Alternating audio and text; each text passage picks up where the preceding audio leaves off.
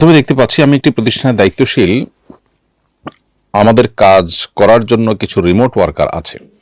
তারা আপন আপন জায়গা থেকে আমাদের কন্টেন্ট তৈরি করে দেয়, আমরা বিনিময়ে তাদের পারিশ্রমিক বিকাশ বা রকেটে পাঠিয়ে দিই। আমার প্রশ্ন হলো, বিকাশ, এম ক্যাশ বা রকেট ইত্যাদিতে যে আউটচার্জ দিতে হয় সেটি কি আমাকে বহন করতে হবে?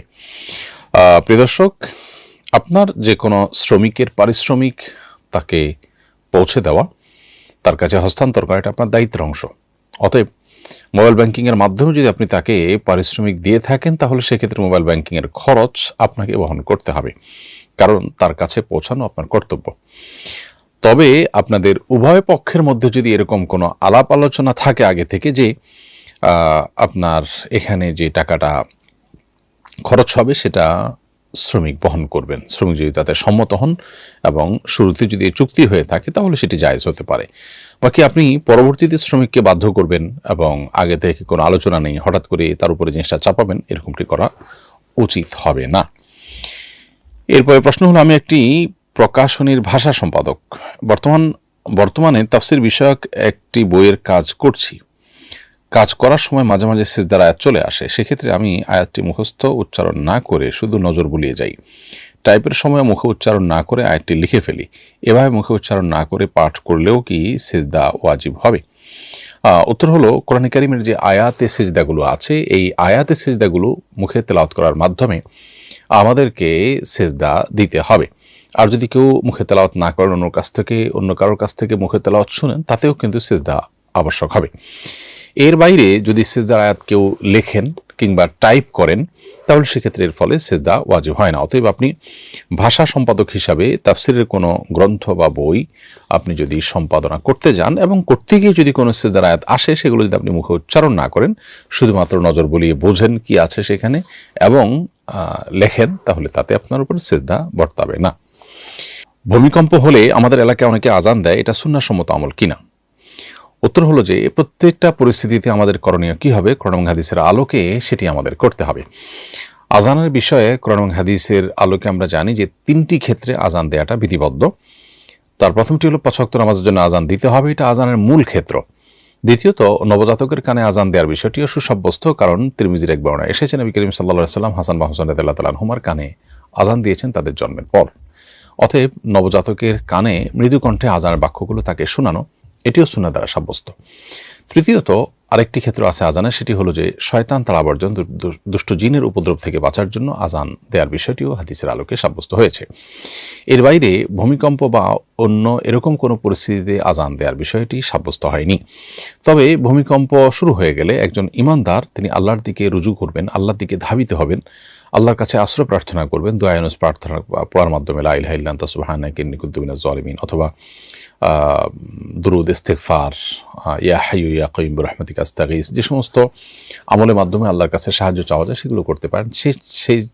সেটার বাইরেও বিশেষজ্ঞগণ আত্মরক্ষার জন্য যে সমস্ত পজিশনে যেতে বলেন সেগুলোতে যে নিজের আত্মরক্ষার চেষ্টা করতে হবে। স্পেশালি ভূমিকম্প থেকে বাঁচার জন্য আগে থেকেই একটি দোয়া পড়া যেতে পারে, ভূমিকম্প চলাকালীন সময়ও পড়া যেতে পারে। সেটা হলো আল্লাহুম্মা ইন্নী আউযুবিকা মিনাত তারাদ্দি ওয়াল হাদাম। কোন আছে আল্লাহুম্মা ইন্নী আউযুবিকা মিনাল হাদামি ওয়াত তারাদ্দি, অর্থাৎ হে আল্লাহ, আপনার কাছ থেকে আমি কোনো কিছু চাপা পড়ে মৃত্যুবরণ করা থেকে বা উপর থেকে পড়ে গিয়ে মৃত্যুবরণ করা থেকে পানা চাই।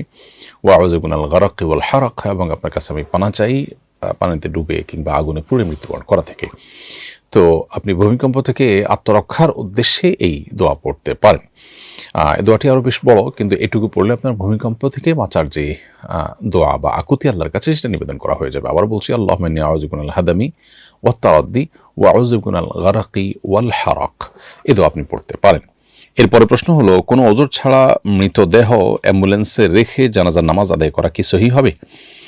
উত্তর হলো, কোনো ওযর ছাড়া মৃতদেহকে, লাশকে অ্যাম্বুলেন্সে রেখে জানাজা পড়াটা সহিহ হবে না। জানাজা পড়ার জন্য লাশকে নিচে রাখতে হবে, সেটা মাটিতে রাখা হোক কিংবা কোনো খাটিয়াতে রাখা হোক। খাটিয়াতে রাখা হলেও সেটা নিচে রাখারই শামিল হবে। এরকম অবস্থা রেখে তারপর জানাজার সালাত আদায় করতে হবে। অনেক সময় দেখা যায় যে লাশের গাড়িটাকে সামনে নিয়ে আসা হয় এবং শুধুমাত্র গাড়ির জানালা খুলে অথবা গ্লাসের অংশটাকে শুধুমাত্র ওপেন করে দিয়ে তারপরে তার সামনে দাঁড়িয়ে সালাত আদায় করা হয়, এটা জানাজার সালাত আদায় করার কোনো সহি পদ্ধতি না। এরপরে প্রশ্ন হলো, জুমার বয়ানে শুনেছি জুমার আজানের পরে ক্রয় বিক্রয় করা নিষেধ। আমার দোকানে একজন হিন্দু কর্মী আছে, তাকে দিয়ে দোকান খোলা রাখলে কি কোনো সমস্যা আছে? প্রথম কথা হলো, জুমার কোন আজানের পরে কেনাবেচা করা নিষেধ, এটি নিয়ে ওলামাদের মধ্যে একাধিক মত আছে। মৌলিকভাবে নবী করিম সাল্লাল্লাহু আলাইহি ওয়াসাল্লামের সময় যেহেতু দ্বিতীয় আজানটিই ছিল এবং কোরআন নাজিল হয়েছে তখন, অতএব স্পষ্ট বোঝা যায় যে জুমার দ্বিতীয় আজান যেটাকে খুতবার আজান বলা হয়, সেই আজানের পর আর কেনাবেচা করা সম্পূর্ণ এবং স্পষ্টত নিষিদ্ধ।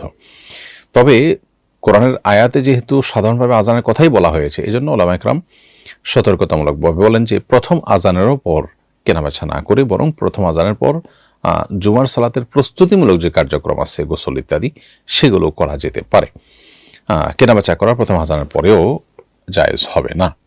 আর এটাই হলো সতর্কতামূলক মত। কিন্তু আপনার যদি কোনো হিন্দু কাস্টমার থাকে, তাহলে সেই হিন্দু কাস্টমার যদি কেনাবেচা করে, তাহলে এটা না জায়েজ হবে না, হারাম হবে না, কারণ সে বেসিক্যালি তার জন্য শরিয়ার বিধান প্রযোজ্য নয়। কিন্তু তার দ্বারা দোকান খোলা রাখার মাধ্যমে যদি মুসলমানদের নামাজের প্রতি অনাগ্রহ তৈরি হয় কিংবা মুসলমানরা এটাতে এঙ্গেজড হয়ে যায় এবং নামাজ দিতে বিলম্ব করে, তাহলে সেটা আপনার জন্য স্বতন্ত্র নিষিদ্ধ বিষয় হবে। বাকি মোটা দাগে সে হিন্দু কেনাবেচা করলে তার জন্য তো শরিয়ার বিধান প্রযোজ্য না, বিধায় সেটি মৌলিকভাবে জায়েজ আছে। এরপরে প্রশ্ন হলো, মতপার্থক্যকে কেন্দ্র করে বর্তমানে সামাজিক যোগাযোগ মাধ্যমে মানুষ যেভাবে ব্যক্তিগত হেনস্থা বা বুলিংয়ের প্রবণতা দেখা যাচ্ছে, ভিন্নমতের প্রতি এমন অসহিষ্ণু আক্রমণাত্মক আচরণ ইসলামে কতটা গর্হিত কাজ? খুবই জঘন্য কথা। আল্লাহ রাব্বুল আলামিন কোরআন কারীমে সূরা হুজুরাতে পরিষ্কারভাবে বলেছেন, লা ইয়াসখার কওমুম মিন কওমিন আসা আন ইয়াকুনু খায়রাম মিনহুম।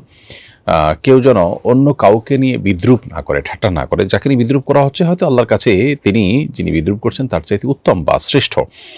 এই জন্য কোনো মুসলমান আসলে অন্য কাউকে নিয়ে বিদ্রুপ করা এবং বোলিং করা, অন্য কাউকে নিয়ে তুচ্ছ-তাচ্ছিল্য করা, হাসি তামাশার পাত্র বানানো, এটা মৌলিকভাবে কোনো জায়েজ কাজ নয়।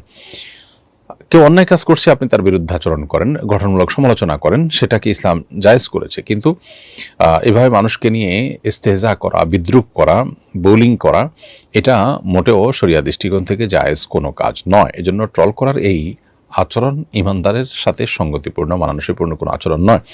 আজকাল আমরা অনেক সময় দেখা যায় যে তরুণদের একটা বড় অংশ, এমনকি অন্যান্য বয়সী মানুষরাও, তারা এই জাতীয় বুলিংগুলোকে এনজয় করেন। আমাদের দিনী চেতনা লোপ পেয়ে যাওয়ার ফলে আমাদের মধ্যে এই মানসিকতা তৈরি হয়েছে, যেখান থেকে আমাদের বেরিয়ে আসার চেষ্টা করা উচিত। আমি কারোর ইজ্জত সম্মান নিয়ে ছিনিমিনি খেলতে পারি না। কোনো ব্যক্তি কোনো ভুল করেছেন, তার ভুল আমরা সমালোচনা করবো। হ্যাঁ, কোনো ক্ষেত্রে একেবারে দিনের দুশ্মন, তাদের আর অন্য কোনোভাবে আমরা হয়তো শাস্তি দিতে পারি না, তারা সকল সীমা লঙ্ঘন করে যাচ্ছে, তখন এটা একটা অস্ত্র হতে পারে নিরুপায় হয়ে।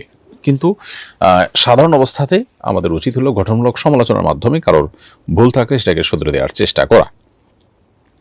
মতপার্থক্যের কারণে তাকে অপবাদ দেওয়া, মিথ্যা তথ্য ছড়ানো, গালিগালাজ করা, ট্রল করা বা চরিত্রহরণ করা, এগুলো কোনো অবস্থাতে জায়েজ নয়। আমরা অনেকেই এগুলোকে জায়েজ বানিয়ে নিয়েছি এবং এগুলো আমাদের কাছে দোষের বিষয় নয়।